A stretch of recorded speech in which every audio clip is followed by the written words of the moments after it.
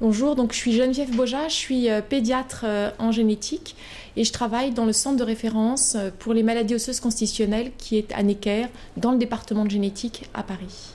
Les centres de référence, donc je rappelle, ils ont été créés en 2004 suite au plan national maladies rares numéro 1, qui est ce plan qui a mis les maladies rares comme priorité de santé publique. Donc il y a eu la création de ces centres de référence pour des groupes de pathologies ou des pathologies précises. Il y a eu 131 centres de référence qui ont été créés, labellisés entre 2004 et 2008. Et le centre de référence maladies osseuses constitutionnelles a été donc labellisé en 2004. On a eu des financements et on a des missions. Donc on a 5 ordres de missions. Il y a d'une part, sur le plan diagnostic, améliorer le diagnostic. D'une part, améliorer la disponibilité du diagnostic sur le territoire, puisqu'il n'y a qu'un seul centre de référence national maladies osseuses en France.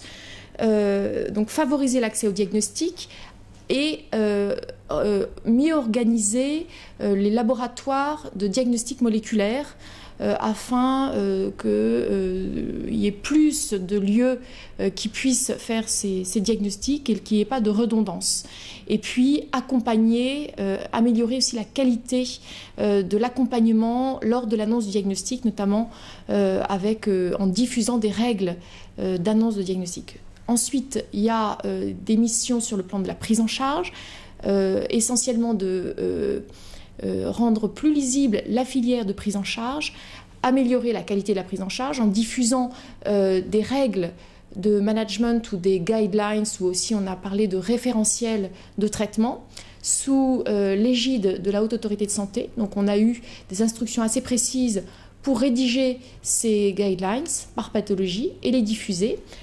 Communication, qui est le grand 3, améliorer la communication entre les personnes impliquées pour ces maladies rares, que ce soit les personnels médicaux, mais également les personnes périmédicales, psychologues, personnes de rééducation, les intervenants éducatifs, les intervenants socio-administratifs, avec tout ce qui est organismes de sécurité sociale et les MDPH, et tout ce qui est aussi professionnel pour l'âge adulte, donc toutes les personnes impliquées dans la prise en charge. Quatrièmement,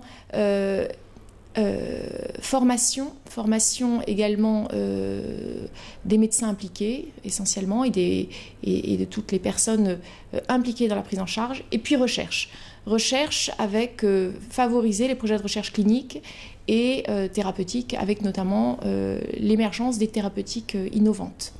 Et puis on peut y ajouter bien sûr un chapitre sur l'épidémiologie, mieux connaître la répartition de ces pathologies, leur prévalence et leurs fréquences respectives. Je rappelle que pour les maladies osseuses constitutionnelles, il y a à peu près 450 entités différentes avec 250 gènes aujourd'hui reconnus impliqués pour ces pathologies. Il y a un relais extrêmement important du centre de référence dans chaque région, avec la création en 2007 de 14 centres de compétences, un par région. Et dans chaque centre de compétences, il y a une équipe médicale et chirurgicale, avec bien sûr un référent génétique qui est impliqué dans notre réseau. Ces centres de compétences ont également des missions et nous avons un vrai réseau qui vit grâce à ça, avec des réunions régulières, avec des échanges par email, avec des télémédecines et avec des projets de recherche communs. Alors pour l'hypophosphatasie, c'est vrai que ce centre de référence a permis de vraiment donner une impulsion positive pour cette pathologie et on souligne également tout à fait motivé par votre implication à vous, Hypophosphatasie Europe.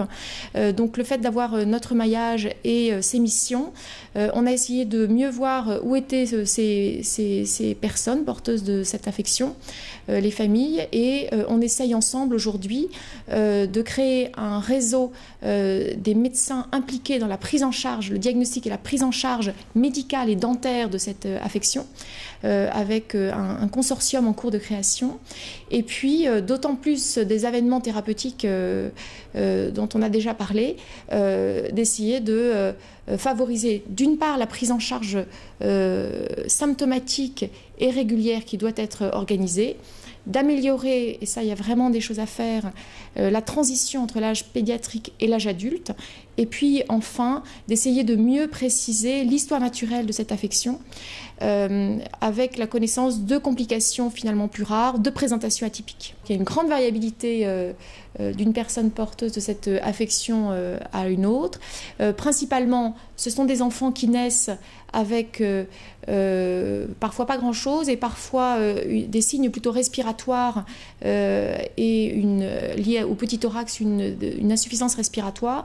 Et puis, petit à petit, qui vont développer des signes de rachitisme, c'est-à-dire avec des élargissements au niveau des métaphyses, avec du coup des bourrelets au niveau des poignets, au niveau des côtes. Et le troisième signe très important, c'est la crânio-sténose avec un bombement de la fontanelle. Les fontanelles sont larges. Il y a des signes osseux extrêmement spécifiques avec une sémiologie, avec une description qui est très particulière, avec une évolution également qui est particulière. Et puis quand les enfants grandissent, il y a ce risque de fracture, de déformation.